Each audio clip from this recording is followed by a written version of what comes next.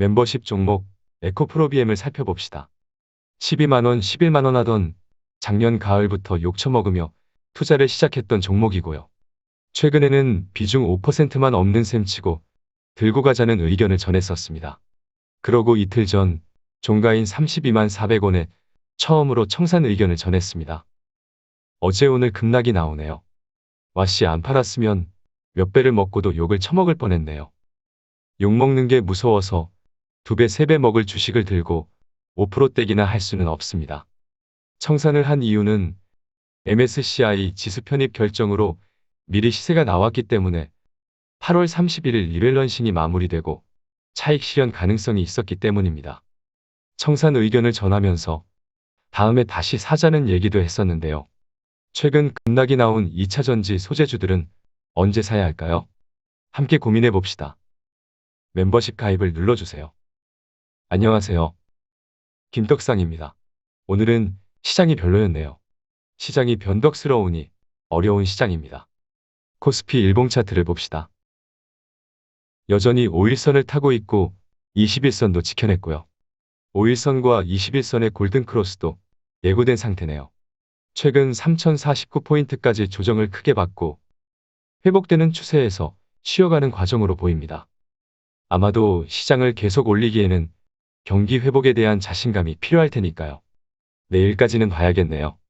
대체로 관망 의견을 전하는 것이 좋겠습니다. 빠르게 삼성전자를 먼저 살펴봅시다. 삼성전자도 당연히 오늘 조정인데요. 괜찮아요. 앞서 본 코스피, 일봉처럼 5일선을 타고 있으니까요. 하지만 다시 241선 아래로 내려갔으니 죽은 척을 하기 위해 눈을 감은 겁니다. 241선을 기준으로 더럽게 괴롭히고 앉아있네요. 올해 공매도가 재개되면서 공매견들이 그동안 공매도를 못한 한을 푸네요. 물고 늘어지는 기술이 더욱 악랄해지고 더러워졌다는 것을 알 수 있습니다. 삼성전자는 일단 여기에 갭을 메꾸었고요. 이어서 7만원 후반과 8만원 라인에 있는 작은 갭도 다 메꿀 것으로 보이는데요. 최근 바닥에서 공격 개시하랬다고 몰빵하신 분들은 7만원 후반 라인에서는 기계적으로 계획했던 비중만큼만 들고 갈 수 있도록 조절을 하면 좋겠습니다. 길게 보면 여기는 당연히 갑니다. 갤럭시 폴더블 폰이 대박이 터져 실적에 큰 기여를 할 것이고요. 메모리 반도체 가격의 하락은 제한적일 것이기 때문에 메모리 반도체 실적 또한 견조할 겁니다.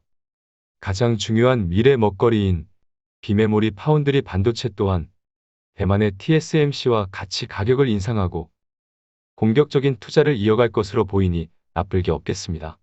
홀딩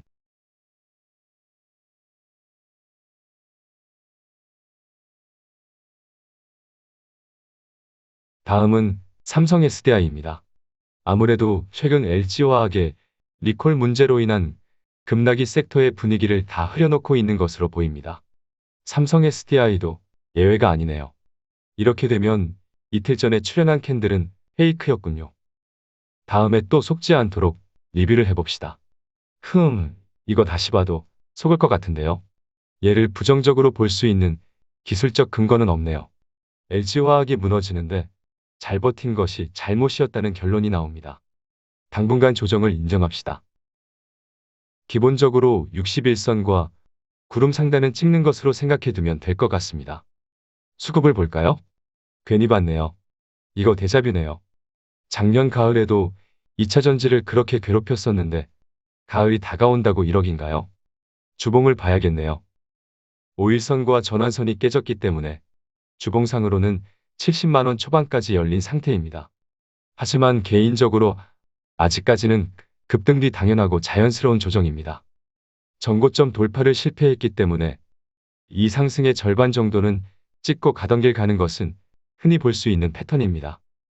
내일까지 보면 좀 더 명확해질 것 같습니다. 아무래도 증권사 애들이 여기서는 삼성 SDI는 쉬쉬하다가 요즘 들어 목표가 100만원을 넘기는 리포트가 쏟아질 때부터 뭔가 쎄했는데 안 좋은 예감은 틀리지가 않네요. 그래도 홀딩입니다. 다음은 현대차입니다. 얘도 아직까지는 5일선을 타고 있으니까 괜찮아요. 현대차까지 보니 내일이 무척 중요해진 것으로 보여지네요. 어우, 설마 쌍바닥을 찍을까요? 한 번 더 내려가면 기우제해야 하는데 이거 또 바빠지게 생겼네요. 그래도 뭐 걱정할 건 없죠? 김떡상이 기우제하면 어차피 반등할 테니 너무 걱정 마세요. 현대차는 어제 방송을 통해 8월 판매 부진을 알렸는데요. 이 정도는 맞아야죠. 반도체 수급 문제 때문이라 해도 이제는 메이저들이 봐주지 않습니다. 작년보다 부진한 판매 실적에 비해 이 정도면 오히려 다행이네요. 그러니 괜찮습니다. 자동차는 보조지표상 최악의 쓰리바닥을 찍었기 때문에 여기서 한 번 더 아래로 바닥을 만든다는 것은 어우 토 나오네요. 당장 21선을 의미 있게 올라서는 것이 가장 중요하고요. 의미를 두기엔 미약하지만 5일선과 전환선의 추세가 살아있으니 내일까지 보고 이어서 얘기합시다.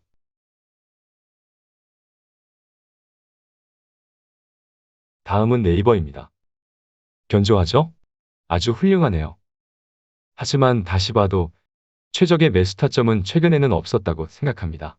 길게 보면 아무 때나 사도 된다는 생각에는 동의를 하지만 그러기엔 김떡상이 보통 짠 게 아니네요. 네이버는 작년 내내 주력으로 투자를 했던 종목인데요.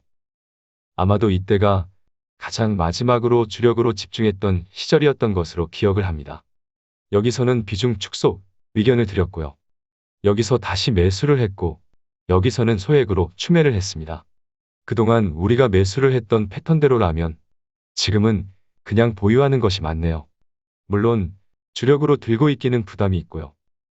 네이버가 아주 탄탄한 주가 흐름을 유지한다는 것은 인정하지만 최고 레벨에 있는 주가에서는 보유만 하거나 관망하는 것이 맞다는 생각입니다. 매수는 각자의 선택이라고 말할 수 있는 포지션이라는 생각입니다. 오늘자 리포트를 간단하게 볼까요? 다양한 월정액, 구독 서비스에 대한 긍정적인 의견이네요. 월 4,900원의 쇼핑 결제 금액에 최대 5%를 적립해주는 네이버 플러스 멤버십은 2020년 6월 출시했음에도 불구하고 지난해 말 가입자 수가 250만 명을 넘으며 빠르게 성장하고 있고요. 연내 600만 가입자를 목표로 하고 있으니 네이버가 하는 것은 뭐든지 고성장이군요. 참고로 저도 네이버 플러스 멤버십에 가입한 상태입니다. 네이버 플러스 멤버십 가입자는 티빙 오리지널 콘텐츠 이용이 가능하는 등 외부 제휴 확대를 통한 이용자 증가에 집중하는 모습입니다. 대중화가 빠르게 되고 있네요. 훌륭하네요. 네이버의 실적 추이를 살펴볼까요? 2023년까지 매출과 영업이익 모두 큰 성장을 이어갈 것으로 보입니다. 이 또한 훌륭하네요. 부담되지 않는 비중으로 계속 들고 가다 안전한 자리에서 추가 매수를 고민하는 중장기 전략이 좋겠습니다. SK증권은 네이버 목표가 52만 원을 유지했습니다. 다음은 카카오입니다. 카카오도 구독원이라는 구독 서비스를 출시했네요.